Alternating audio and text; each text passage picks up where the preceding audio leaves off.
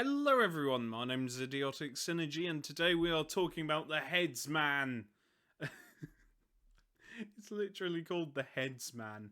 Basically, it's self-explanatory. He's coming for your head. He's got a giant axe and candles dripping into his head and ears and yeah, this model is great, but my god, it must be pain. He must be in massive amounts of pain because it's like all the wax is dripping onto his head, and it must be terrifying to look at, to be fair. But I'm pretty sure this is something Deacon would do to himself. It's so I love Cawdor. I really do love Cawdor as a gang, but my god, some of them are creepy. And creepy as in like, oh, I want to be punished, Clovis. Oh yes, the Redeemers are really fucking weird, and the Redemptionists are really weird. This would suit any Redemptioner gang to a T. It's so, I mean, it's just wax just dripping all over him, the poor fucker.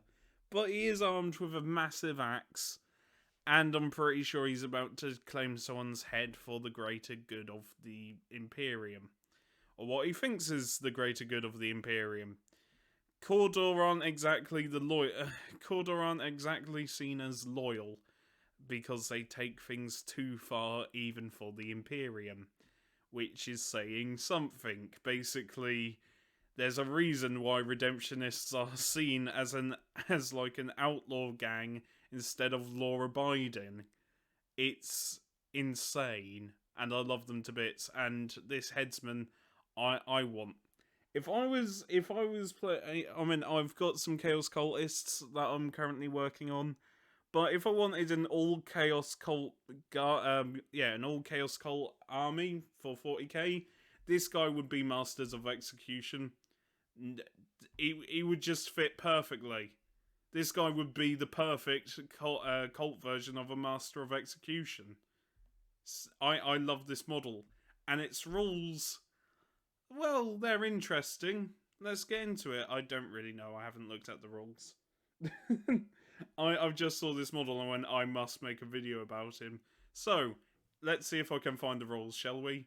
Let's go. So, this is the Headsman's rules, and also I figured out, or I realised, either way, this is the last bounty hunter I'm doing for House Cawdor. There is no more named characters for House Cawdor. You have Rattis Tatskin, you have Clovis, you have Deacon, and you have the Headsman. After that, no more until they release a new one, which they probably might do because House Cawdor is quite good. But man, that's kind of sad. Not really. To be fair, if I'm not doing Necromunda content, I'm doing 40k content, so either way, it's good for me. So, the Headsman. He is 210 credits, which is kind of pricey. However, he is quite good in the old melee because that's the only thing he can do. His special rules, iconic figure. The Headsman is an iconic figure that inspires fear and fervour in the members of House Cawdor. As such, he has the group hierarchy champion and group activation special rules. Very nice. Cawdor Bounty Hunter, subject to all the rules that bounty hunters have. And Articles of Faith. The Headsman generates faith dice as normal. For a House Cawdor fighter. Additionally, he may perform Articles of Faith. He follows the path of the Zealot. It's not as good as Clovis, where Clovis gets to just generate 3 faith dice, but it's still pretty good. And yeah, these are his rules. Movement 5, which is quite nice. Weapon skill 3, which is a lie because his two-handed axe is -1 to hit, so he's actually 4-ups to hit. Strength, though to be fair, the two-handed axe is strength +2 to his regular strength, and that's a strength 4. Ballistic skill, he doesn't have a fucking gun, mate. Doesn't matter. But yeah, strength 4, technically 6, which means if you're wounding most gangs on 2s or 3s. That is very good. Toughness 3, Wounds 3, which is higher than I thought. Initiative 3, which is very nice. Attacks 3, which is very good, especially as it's all he can do. Leadership 7, Cool Check 7, Willpower 6, and Intelligence 9. Average, good shit.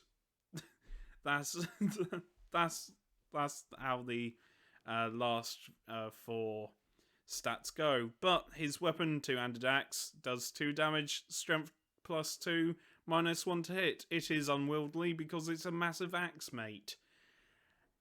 His skills, however, he's got a few. He's got 4.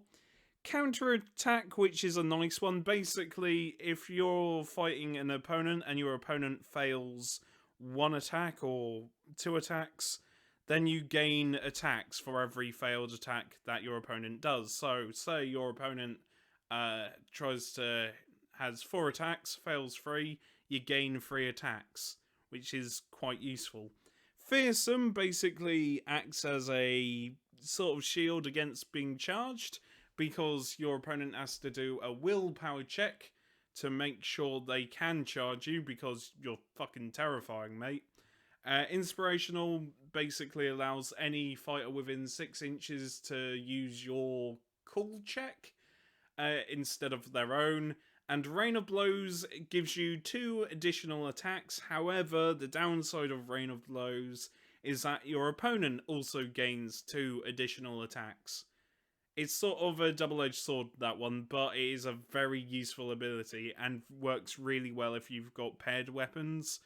Or, yeah, it just works really well. And especially if you're playing Ogren. I've got Nerves of Steel and Rain of Blows on one of... Well, I've got Nerves of Steel on my main captain, but for my champion with a las cutter, I put Rain of Blows because it's his only melee weapon. just 4 attacks with a las cutter is terrifying. Hitting on 3s just dissolves everything. It's great. Pricey but great, but that's why Ogrins don't really wear armor. Apart from Furnace, because Furnace is cool. But I digress. His war gear, light carapace armor, very nice, and Stim Slug stash. It's nice to have. It's one of those war gear things that unless you're willing to use it, you will forget about. But it's nice to have. It's useful. It can be useful. It's just nice. I don't really have an opinion on Stim Slug stash because I don't really use it. So, yeah, there's that. Don't do drugs, kids. Unless you're playing, I don't know, a Goliath Zerker, then do all the drugs. Anyway, I have been Idiotic Synergy, and I will see you later. It's been nice covering the House Caldor, Caldor. Just, it's a door made out of cow. No, it's been nice covering the bounty hunters, but like I said, once I get to the end of all the bounty hunters, which I probably will, I'll cover more 40k stuff, or I'll cover more stuff in Necromunda. No skin off my ass. Anyway, that's a weird phrase. See you later. I don't really have anything else to say. Take care. Look after each other. Bye for now.